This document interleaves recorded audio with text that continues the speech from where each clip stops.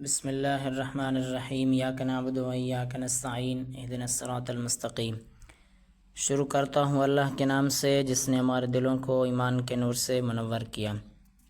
گزشتہ کلاس میں ہم نے پڑھا تھا تنوین میں دو زبر کی مشق اور دو زیر پڑھا تھا۔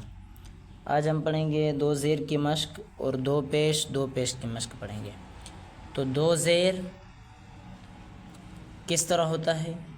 جب بھی الف سے لے کر یا تک کوئی حروف آئے گا تو اس کے نیچے دو زیر آئیں گی، تو بن ہوگا، با دو زیر بن، تا دو زیر تین، یہ میں نے آپ کو پڑھایا تھا، ٹھیک ہے۔ اب اس کی مشق کیسے ہوگی؟ مثلا ہم یوں کہیں کہ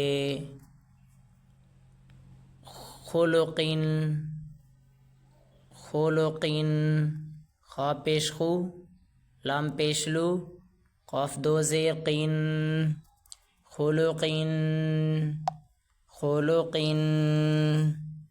یا یوں کہیں طبقین، تا زبر تا، با زبر با، قاف دو زیر قین، طبقین،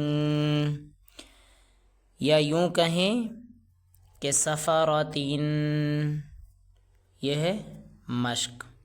سین زبر سا، فا زبر فا، را زبر را، تا دو زیر تین، سفاراتین۔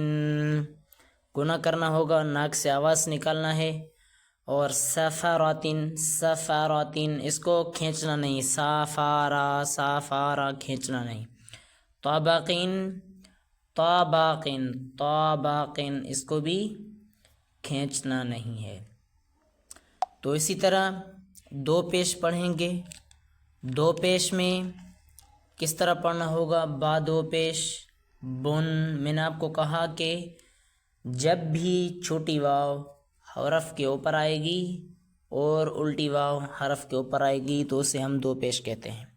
با دو پیش بن، تا دو پیش تن، ثا دو پیش ثن، جیم دو پیش جن، ہا دو پیش حن، خا دو پیش خن، دال دو پیش دن، دال دو پیش دن، گناہ کرنا ہے، ٹھیک ہے۔ را دو پیش رن، زا دو پیش زن، سین دو پیش سن، شین دو پیش شن، صاد دو پیش سن، ضاد دو پیش ذن، طا دو پیش تن، ظا دو پیش ذن، عین دو پیش عن، غین دو پیش غن، فا دو پیش فن، قاف دو پیش قن، کاف دو پیش کن، لام دو پیش لن، میم دو پیش من، نون دو پیش نن، واو دو پیش ون، ہا دو پیش ہن، حمزہ دو پیش ان، یا دو پیش یون۔ تو اس طرح پڑھا جائے گا۔ اب اس کی مشق کیسے ہوگی؟ اس کی مشق بھی یوں ہوگا کہ احدن، حمزہ زبر ا، ہا زبر ہا، دال دو پیش دن، احدن۔ اب میں نے آپ کو کہا کہ دو زبر میں جب ہم واقف کریں گے تو ایک الف دیں گے، کس طرح کہ بن ہوگا تو واقف کی صورت میں ہم یہ الف پڑھیں گے، اور جب دو زیر میں واقف کریں گے تو کس طرح پڑھیں گے؟ ہم دو زیر میں اگر واقف کریں گے تو ہمارا اس طرح ہوگا، یعنی یا دیں گے، اس طرح ہوگا۔ جب ہم دو پیش میں واقف کریں گے، ایک سے زائد حروف آئیں گے تو ہم وہاں کیا پڑھیں گے؟ مثلا احدن،